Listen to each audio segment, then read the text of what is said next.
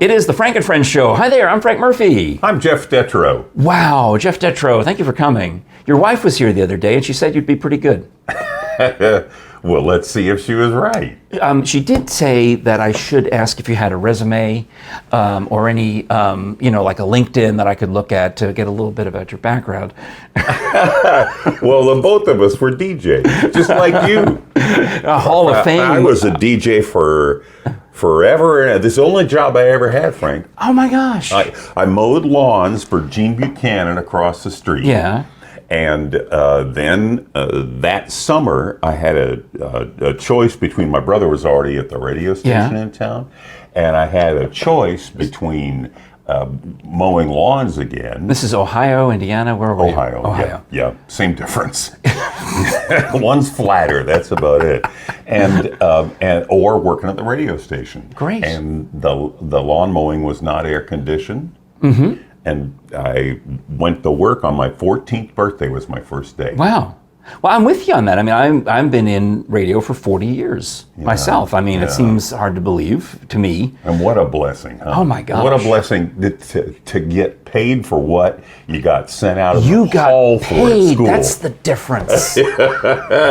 Well, the reality of it is that you were Jeff on the legendary Jeff and Jere show on many stations in many stations in San Diego. I'm excited because I was already in my mind wanting to say KFMB-FM because those are some of the coolest call letters in the history of radio. KFMB-FM. But you were on the Q station. What were you on out there? Everything.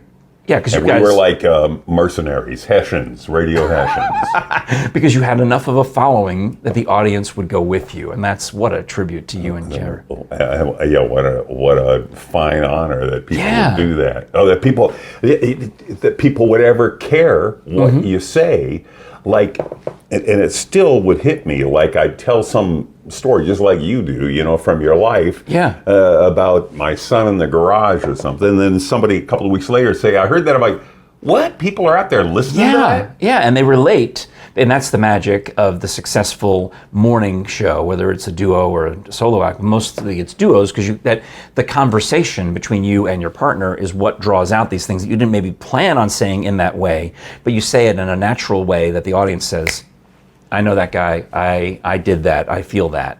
Well, I'm happy to be your partner today. Yeah, thank you. Yeah, I occasionally would tune in once internet radio became a thing. So I was probably in around 99, 2000.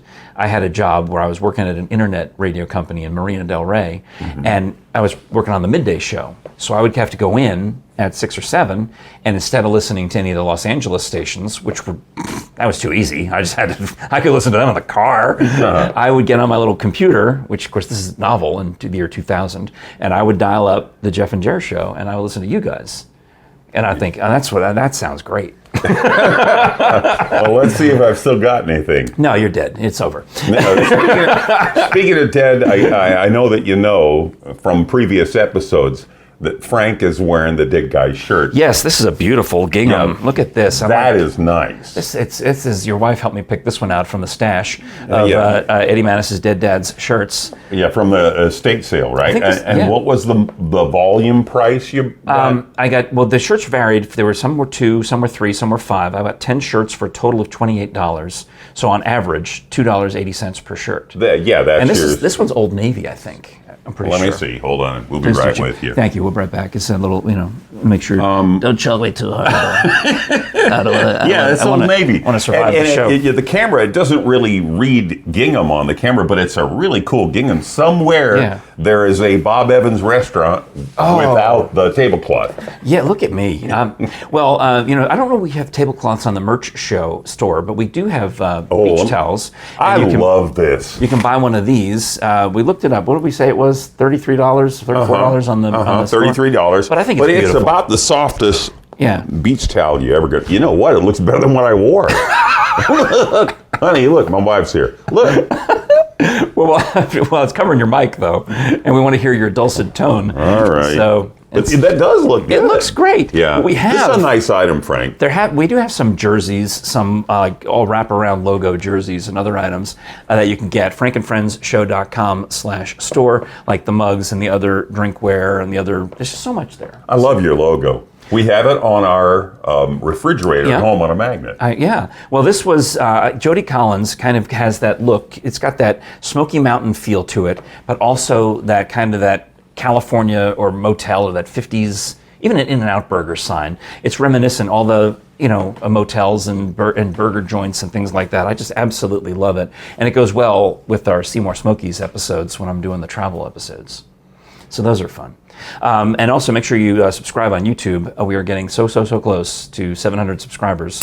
Please smash that button for notifications. Yeah, you're well on your way. 1,000 by Christmas. Yeah. 1,000 by Christmas. That's reasonable. I'm not sure what year, but... That doesn't matter, but a slogan. See, that's the thing. 1,000 by... Help this man Randy achieve Lane, his dreams. the consultants, Randy Lane, for example, used to say, you need to have a quest for your morning show. You need to, like, one station I worked on, they said, you got to have a quest. So the idea was we're going to try to have the 405 renamed as the Johnny Carson Freeway. We never would, as a pie-in-the-sky idea, but we made it a quest. And it becomes a thing for serial listening to come back. So if the quest is 1,000 subscribers by Christmas, you can help with that because you subscribe, and all you got to do is I signed up for another Gmail account. Because I needed another subscriber. I mean, it happened to work out that way. But I signed up for another Gmail account because I've got my father's old photo slides. And I'm going to start scanning them, but I need someplace to put them, and my Google storage is full, so I had a friend who every time she ran out of Google storage would just sign up for another Gmail account. Sure. So I signed up for another Gmail account, and I'm using it to scan these slides from my youth and put them there in the Google Photos on that account with a new batch of storage. I have no idea what you just said.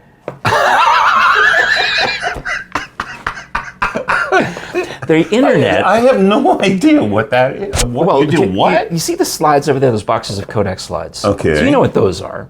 So I bought a little digital... Transparency. Yeah, I bought a little digital scanner. So I put the slide in the thing, and it shows me on the little mini screen. I push a button, and it makes a JPEG. Well, nice. And anyway, but I have all of them, and what am I going to do with them? I need to share them with my sisters because they're in the pictures too. It's my dead father's photos. That is all the memories of our lives that have been locked away in my mother's basement. I mean, my father's been dead almost 40 years. So these pictures are from the 70s. I have like 2 pictures of me as a kid. Yeah. Like 2, that's it. But there's 100 of them in those slides. What a treasury. So I need to do that, but I don't have enough storage on my online clouds.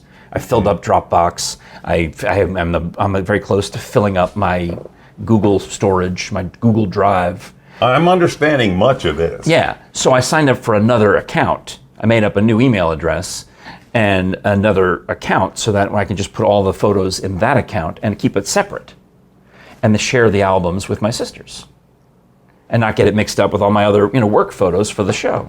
Well, thanks for having me on. This was I enjoyed this so much.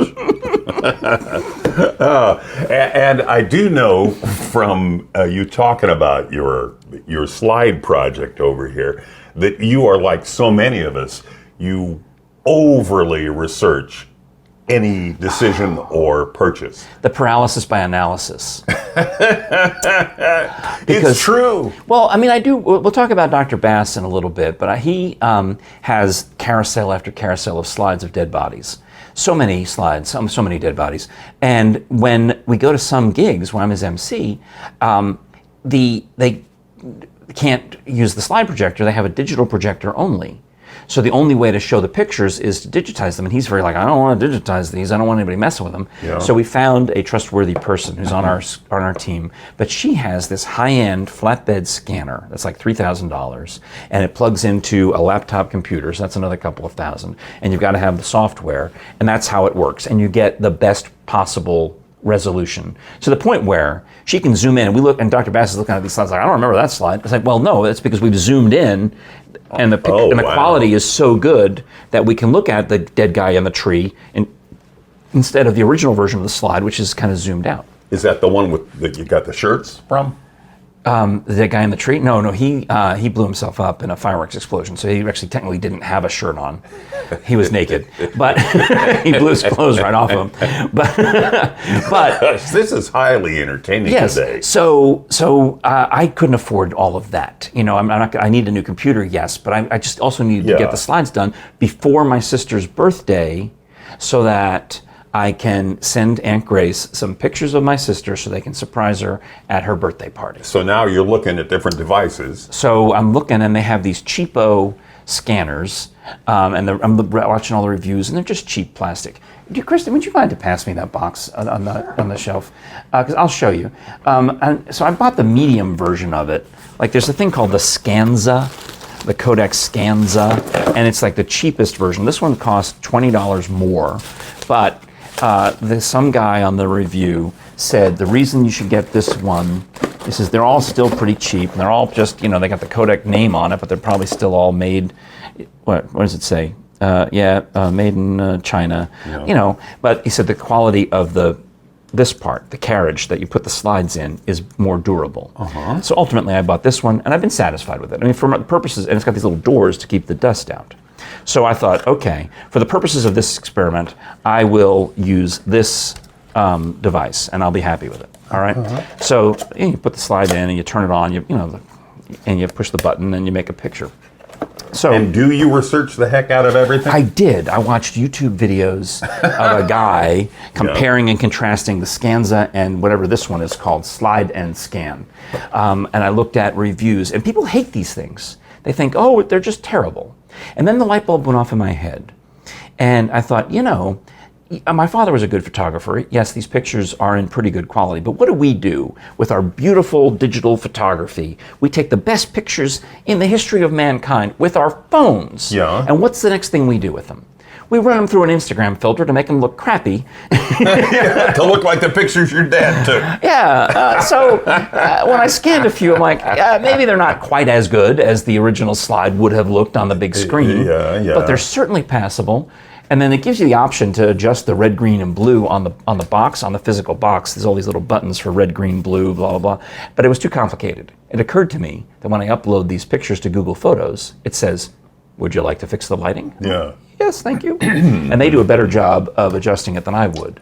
Well, the thing about researching the reviews before you buy something, I'm just always amazed, like on Amazon. You go to, like this bell right here. Yeah. The one that reminds people to subscribe on YouTube. Thank you. What's the woman's name we have to apologize to? Oh, Renee. Renee, sorry, that was too But that was loud. pretty deep in the episode, so she might have dozed off. Okay. For sure on this one. And when you look at the reviews, there'll be something like this on Amazon. Yeah. And like, I don't know, 1,200 people have written a review about this. Now, who's got time for that? Well, I haven't even filed my taxes for this year. When you discover a gem like the Hutzler banana slicer, and you realize that's a real thing. Okay. And you realize that the gold for the Hutzler banana slicer is in the actual reviews, where people just write these works of literature. Oh, they go overboard. So overboard. Oh, in that's fact, fun. They even did this at Flying Anvil Theater one year in the Christmas show. They figured out a way to work the reviews for the Hutzler banana slicer into the show, because it was iconic as the most absurd of the Amazon reviews. But you're right, every product has them. Yeah. Some are just, you read through it and you realize, oh, this person didn't even buy the same thing I'm looking at. And it can be very frustrating, because most of the time, and it talks me out of buying things. Oh. I've never found a review on Amazon that convinced me to actually buy the thing. If I want to actually buy it, I have to avoid the reviews and just go like this, like I did with the slide thing. I'm buying it anyway. Click. And it was Prime Day, and I had gotten enough gift cards for my birthday and Christmas last year to accumulate 100 and whatever it was, $20, $30. And I'm like, I'm buying it. That's the moment you release. Yeah. Yeah, that's when, because it's such stress leading up to the moment. I mean, I was supposed to do this, what year is it? It's 2022. My mother died in 2020. I got the slides from her house probably at some point late 2020, maybe it was Thanksgiving. Well, after she died, we all went to the house for one last Thanksgiving, and they were starting to clear everything out, and I end up with the boxes of slide carousels in the car, and I drive them down to Tennessee. So it's not quite 2 years that I've been sitting on these slides saying, I'm going to buy a scanner, and I'm going to get them digitized. And finally... You did. After looking all that delay. I have somewhere here on my phone, speaking of online reviews, some of the funniest ones, and I'll bet you've seen this too, are like on TripAdvisor or Yelp for travel places. Oh. And some of these little motels, people just roast them. Well, that was the best tease going into a commercial I've ever heard. Because we're gonna do that. In fact, I'll find it while you're talking about Dr. Bass. We even do a bit at Einstein Simplified called 1-Star Review, where you can yell out from the audience the name of some type of business, and we'll find the 1-star review, read it on stage, and then act it out comedically. Oh, that's good. So that's a grand idea. But that's a fun improv who game. you won't find 1-star reviews on, because he's 4 stars, 5 stars all the way, is the great Dr. Bill Bass. And I don't know if I want to show you books or skulls or hats, but I mean, if you're a Dr. Bill Bass groupie, I want you to... How could you not be? Mm-hmm. How could you not be? Man's brilliant.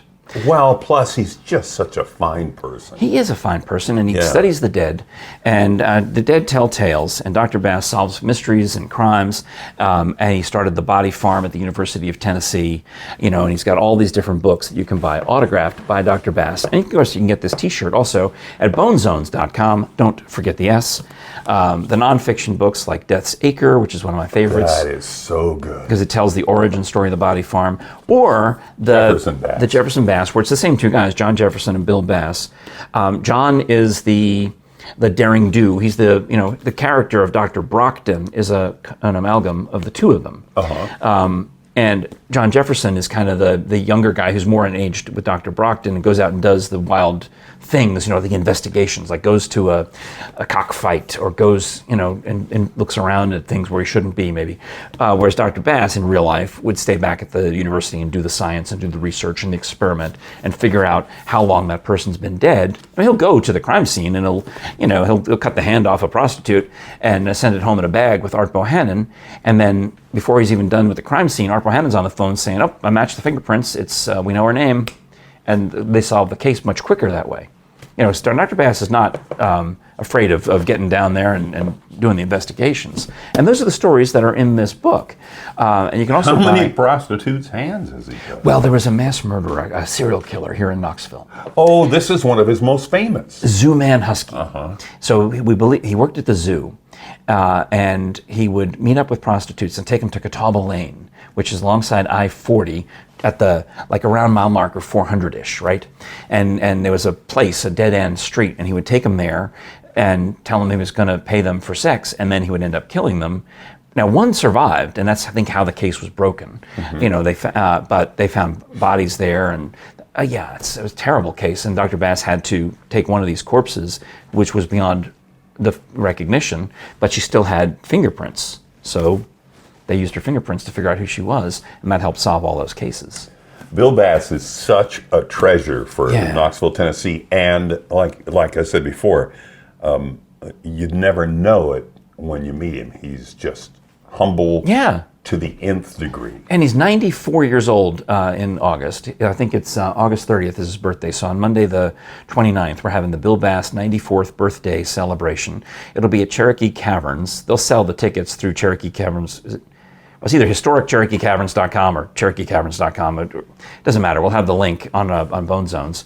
I think both websites work. I think they were smart enough at Cherokee Caverns to sign up for all the URLs. It's a cool venue. Oh, yeah. You've been down there, right? Yeah, we went for the Valentine's Day. Oh, see, that was so romantic. With Dr. Bass. Yes, well, we're going back there for his birthday. It's always 58 degrees in the cave, regardless of whether it's summer or winter. So if you're a person who experiences hot flashes, you might want to take a walk down to the cave and cool off. Or if you hate the winter cold like I do, you might want to walk down to the cave and warm up, depending on what time of year it is. So that's all coming up. Bonezones.com. Don't forget the S. He's a treasure. He is a treasure to Knoxville and the world. Yeah. I mean, they know him all over the place. I mean, you go to any the crime museums in Washington or in Pigeon Forge, wherever. There's usually a mention of Body Farm and Bill Bass. Yeah, I've seen like CSI fans who get to meet him and tears come. I mean, because his work is foundational. I mean, there's on the show CSI, Grissom used to know a lot about bugs and decomposition, the character of Grissom, but that's all straight from the Body Farm, all that research about, the forensic entomologists. They put some bodies out there and measured the insects. They took some blowflies and painted them orange, or they'll put a dot of paint on them, and they took them over to Neyland Stadium and they let them go. And then and then someone over at the Body Farm waited with a stopwatch and to see how long it took for the blowfly to smell the bodies at Neyland Stadium and find their way across the river to the Body Farm, and it was like less than an hour. Have you ever thought of checking in when you check out? I have visited the Body Farm back, the current administration, they frowned on that. They don't allow that anymore. Yeah, but I had an opportunity on a work project to go probably almost 20 years ago. It's been 15 years at least, and check it out. But no, I personally will be buried because I'm into that. And the joke would be that if Dr. Bass outlives me, I told him, I said, make sure you exhume me a couple of times and find out how I died. I want to make sure you figure out who did it. Yeah. If I die before you, bury me and exhume me until you figure out who killed me. So that's kind of the joke there.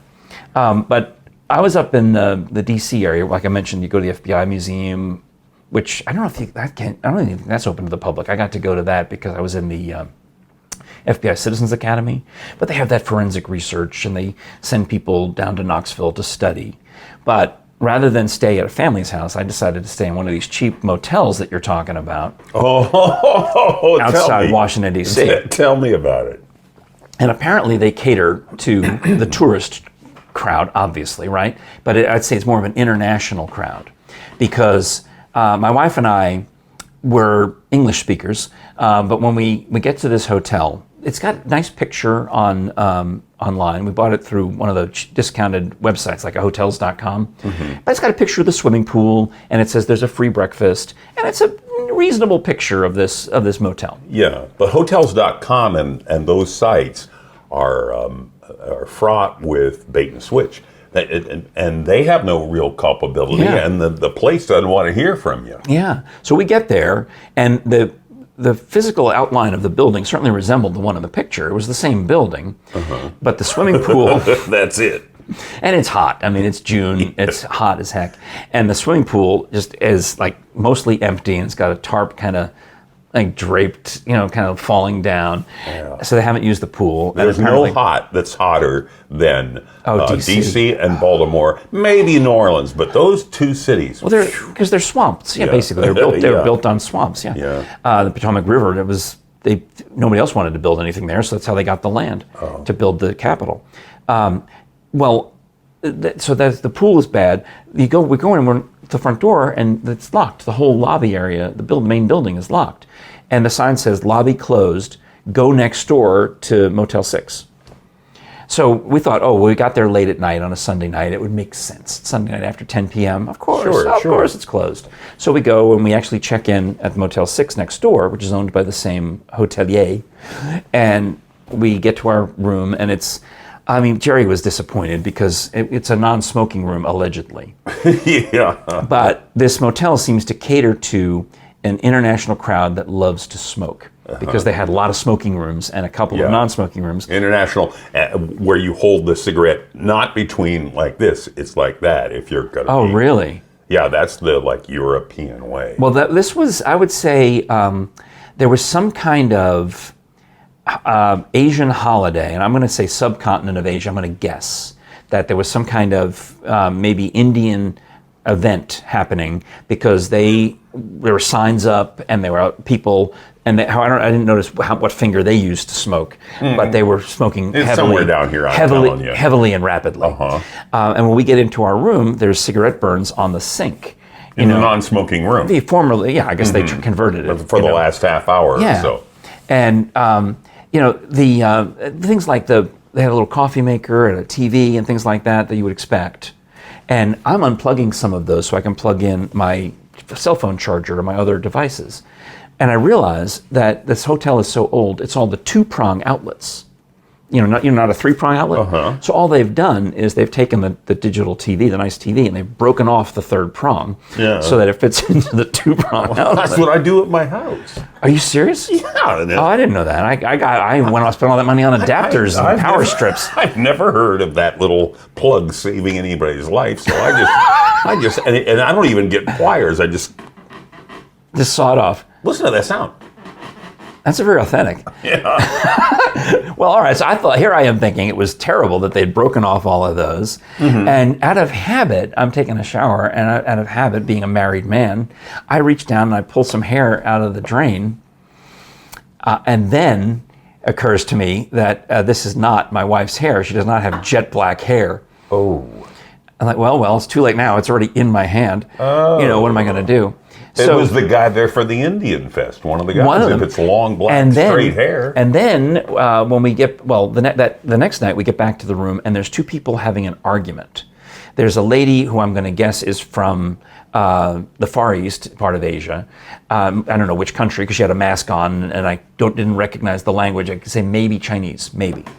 And she's arguing with someone who appears to work at the hotel, who is arguing back in Spanish. Oh. And the woman has a phone, so I'm assuming that she's using Google Translate so they can have this argument about how.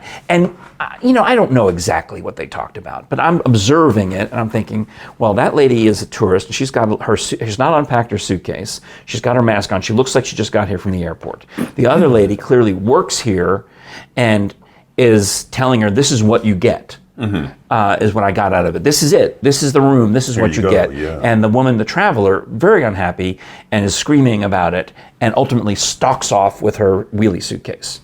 So I'm assuming that she looked into this room and found that it wasn't what she thought she was buying online and left.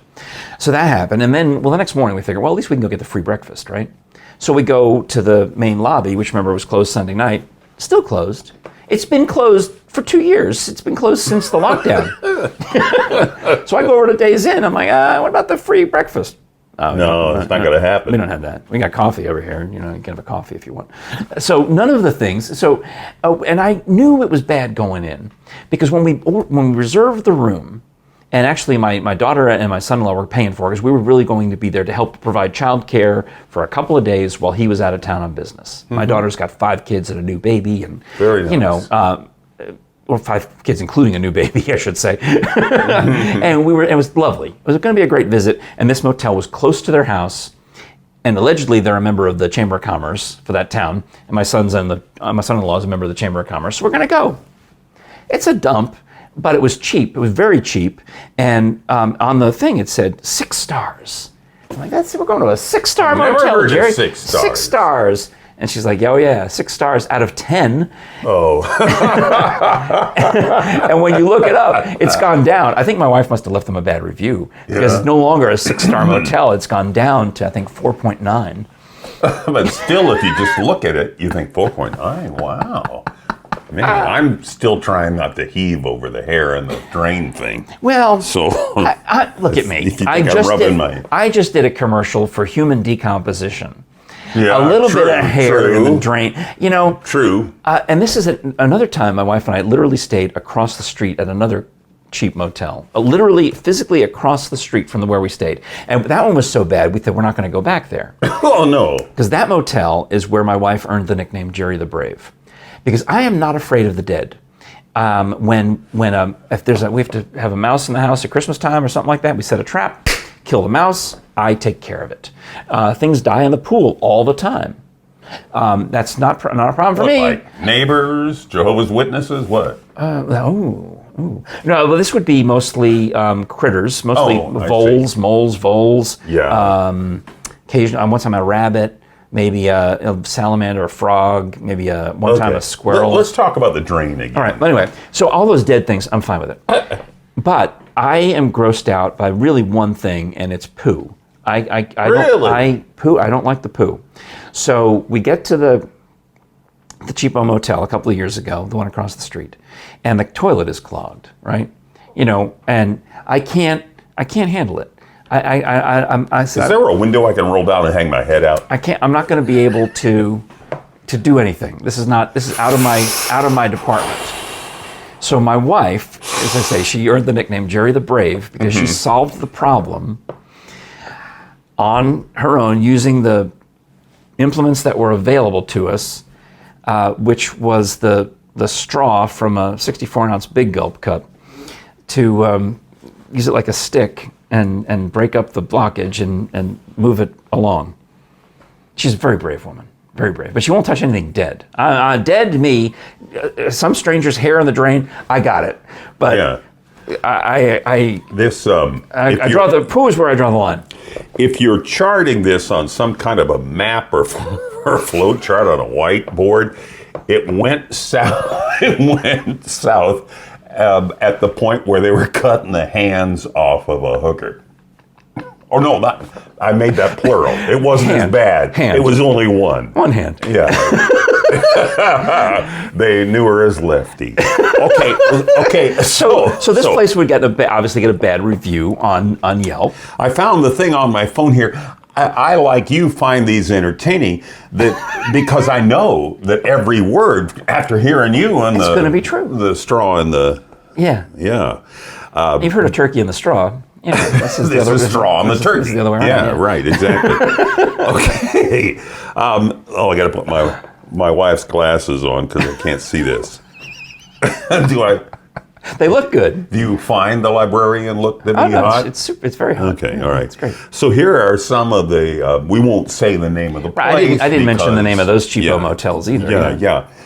These are some of the reviews. Because the Days Inn next door was where we should have stayed. Or was it Motel 6? Whatever it was. The one next door was actually nice because they're nationally branded. Yeah. And there's a level of responsibility. Sure. We stayed in the no-name hotel that just has, it's like near references to like the Washington area. Oh, you should stay in this area, Yeah. But it has no affiliation with a legitimate, reputable brand. So somebody checked out of this place, and here's what they wrote afterward. All right. Everything about this place is horrible. It should be torn down. It is literally under an overpass of the interstate directly next to a bum camp. It's the Bum Camp Marriott. When in Washington, stay at the Bum Camp. Here it is. I know it was my mistake, honestly. I should never have, it's a dumb mistake. I should never have gone to this motel. The inside of the place looked like something out of a horror show. I have news for the hotel owners. You can't rent out a room 5,000 times over 20 years and never renovate. I just look. All right, here's the next. It's true. Yeah. You get the same old shower curtain, the same old, everything about it is disgusting. 1 month after that review, Tony checked into the same motel, Toni, and she said, "Do not book here. It smells like a bong bowl in the room." Now, there's probably 20 guys who signed up for that exact reason. Yeah, the Sheraton bong bowl. Yeah. Okay, I got two more. Same place, the Easy Something Motel. Oh, no. This is a month and a half later. The shower had one setting, scalding hot. You could not add cold because the knob was broken. I brushed my teeth with scalding water. And by the morning, the water was still in the sink because it was clogged. Hey, this is not as gross as his. The mattress felt like... Well, you should look down the drain and see what's down there before you make that assertion. The mattress felt like a cardboard box. The balcony of her upstairs room was littered with floss picks. Now, how does that happen? Well, I've got a friend in Maryville named Mitch Moore, and he takes pictures of floss picks that he finds everywhere. And that's his thing. It's like he makes Facebook posts of floss picks that he'll find in parking lots. I don't know why people drop their floss picks. We should forward this to him. We should. Yeah. But I have to admit that they are pretty handy. The jacuzzi was cloudy and the color of chicken soup. No, you wouldn't even. Why would you even go near a jacuzzi in a place like that? And now here's the Let me picture the chicken soup for a second. It's kind of yellow. Yeah, but who would ever chunky? Get into one of those community? Have you ever gotten into one at a there used to be a workout joint called The Rush. It's gone now. Yeah, I mean with the old guy with no shirt. You ever go into the hot tub at that place, like after you're tired and you're exercise, you want to get in there? You go in and you turn on the jets and you sit down, and then you realize your mistake. Yeah. Because the foam, the foam that just starts coming out of the bubbles, and it's got this greasy veneer to it. Yeah. Does anybody have like a trash can? I could just keep here beside me. I know. Yeah, the water seemed fine until you agitated it, and then the grease, the oils.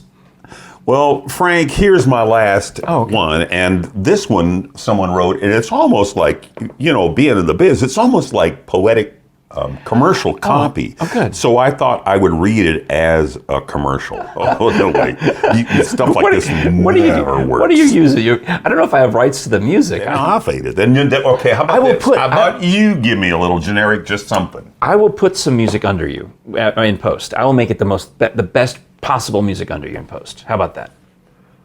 All right. So just imagine it in your head. You're doing it like you're in the studio. Wait, you don't listen to when you make a commercial. You don't listen to the music bed while you're making the commercial. Yes, I do. Yes. Yes, I do. What? Yeah. That's okay, because when I do a commercial, I record it dry, and I do all the futzing to it, and then I find a music bed that fits it, and I marry them together later. Maybe that's why you have your own show, and I'm sitting here reading motel reviews off my phone with my wife's glasses on. Maybe that's why it's called Frank and Friends. No, but I have some music. Let me find. And not the Jeffco. I will see if I have some lovely music that we can play for you. Yeah, I'd feel better. All right. This is weird to me because it never would have occurred to me that you would listen to the production bed while you're doing the commercial. That just seemed, Well, it never occurred to me that you would be digging in the drain at a flea bite hotel at 2 a.m. Well, somebody's got to do it. Yeah, that's true. That's love, right? That's love for right. Jerry the Brave. I know. She was going to take the shower after me, and I just wanted to make sure everything was cleared out, and it wasn't my hair, and it wasn't hers. Mm-hmm. So, all right, give me a second, and we'll get. You're going to like this because at the end it mentions something that I know you're very fond of. Okay, so here we go. I've got music that sounds like Star Wars. I've got music that sounds like a sailor theme, Tennessee hayride, local saloon, drive-in. This is kind of a driving. You want something lush like like Leroy Anderson. All right, I think I know exactly. I think I know the one. I think Gateway in the Golden Age. There is what you go. Want. Here we go. All right, so I'll play it over here, and then we'll dub it in nice on the YouTubes. Yep. Kind of like Holiday for Strings. Yes, exactly. It's a rip-off of that. And Fiddle Faddle also, which is another great Leroy Anderson piece. Syncopated Clock, back to you. Oh. Christmas Festival Overture? Sleigh How about Ride? Leroy Van Dyke, the auctioneer? Don't know him. I've heard his brother Dick. No, wait. You heard what? Now, here is the last review somebody posted for the exact same cheap motel. I was in Afghanistan for 10 months. I was more comfortable there than this filthy pit. Music up. Good.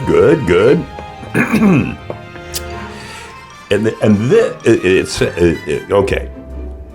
Here's the kicker. This hotel was in Paris, France, or it could be Kentucky. I don't know. But it says, there's if this hotel was the last room in Paris, get out of Paris.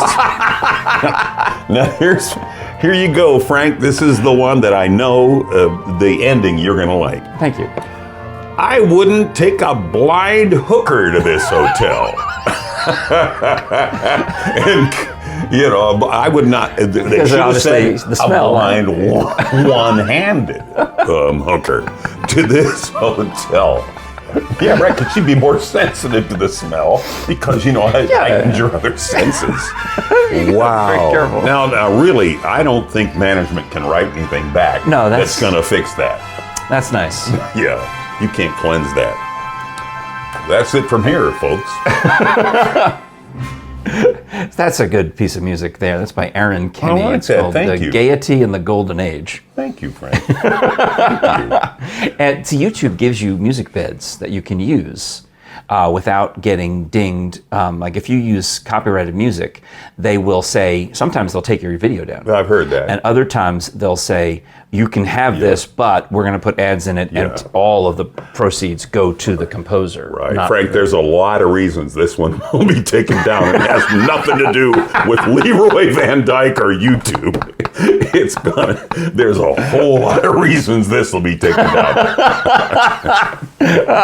Right? Come on. All right. Well, that was a great episode, and I appreciate you being here. I'll remind you again that you can find our fine merch at frankandfriendsshow.com/store, whether you want the drinkware, the clothing. Maybe we're going to find Jeff a shirt that resembles the beach towel. Yes. So that he can wear the logo in. And there is one on there. It's got the wraparound. And if it isn't on there, I will just go into the settings and activate it because it exists. Such things exist. Well, you're not just a nice guy to watch or to listen to. You're also just a nice quality person to know. So that's sweet. Thank you. Yeah, you really are. And you see it. We're here at Frank's house, and you see it on every hanging, things of faith, things of family on the walls. And I love that. It's just, what a cool thing for us to be here. Thank you. Well, you just got yourself invited back. Good, because it's almost pool season. Yes. It's always pool season. Well, I guess I keep the pool open from mid-April to mid-October, so you get 6 months. Meanwhile, you can listen to Audible any time of the year where if it's the winter and you can't go swimming. What are you going to do? Listen to an audiobook and use our code when you go to audibletrial.com/frankandfriendsshow. Sign up for the free 30-day premium membership, and premium members get an MP3 download every month. I finally did that. I finally 2 months ago signed up. So it makes so much sense, and it adds so much to your life. Yeah, it's found time, so you can listen to these books that you've been meaning to read while you're doing something else. You know, you can pop in the earbuds and just go about your business, or listen in the car, listen in bed, listen on the Amazon Alexa, on the phone, on the Apple CarPlay, on all the things. Just listen to a book or a podcast, or now custom audio entertainment. You know, you and I have been in the business for 40 years of making custom audio entertainment on FM radio. Well, Audible figured out that there's money in that, and that's what they're doing. So it's comedy shows and it's dramas, it's just stuff. Just stuff, because that's, people are craving more. I mean, you know the state of commercial radio. People are craving quality, intelligent talk and stuff that activates the mind. You can listen to the songs anytime, you know, but Audible is for the other stuff. Yeah, and we're driving to, where are we driving to in Pennsylvania, honey? Jim Thorpe, Pennsylvania. And I have no fears of that long drive, because I know I can take that with me, and before you know it, you're there. In the old days, we used to be punching the button, trying to find a station. And I just put it on and cruise. That's I nice. just finished my all-time favorite book, but I'd never heard it on audio, and it's called The Yearling by Marjorie Kenyon Rawlings. That's a famous book. It was such a treat to have somebody just read it to me, like mom tucking me in. That's a brilliant idea. And reading me a story. You know what? I think I'm interested in that. I'm going to find some of my favorite books from childhood about dead bodies. And well, I know a guy can hook you up. Make sure you make it plural, though. I used to read these books called Alfred Hitchcock and the Three Investigators. And it was a weird series of books about these kids who would solve mysteries in Hollywood, and occasionally they'd cross paths with Alfred Hitchcock. So I'm going to try to see if I can find those and listen to those. Yeah, it's pretty cool, because I find when I read a book that's really dear, that I miss the people at the end. I miss them. And it's cool to read. We did that with our kids. We did the Harry Potter books on car drives. We would listen to those, the audio versions of those. And yeah, so good. Yeah, so very good. Well, thank you. Thanks. It's All fun right. to be a part of all of this. Thank you. Well, that's the show. We appreciate your subscribing and watching and listening and supporting with all of the different things. If you want, you can actually just literally send us a donation. You can PayPal it to frankandfriendshow@gmail.com, and I will spend it on batteries or some other thing for some of the decor. I'll water the plant, whatever I got to do. Jeff Detro, what a pro. Hall of Fame radio DJ from the Jeff and Jere Show in San Diego. Yes, that same guy right here in Knoxville with me on the Frank and Friends Show. I hope you'll come back soon. It's fun being your friend, Frank. Thank you. This is the Frank and Friends Show. I'm Frank Murphy. And I'm Jeff Detro. And we'll talk to you again next time.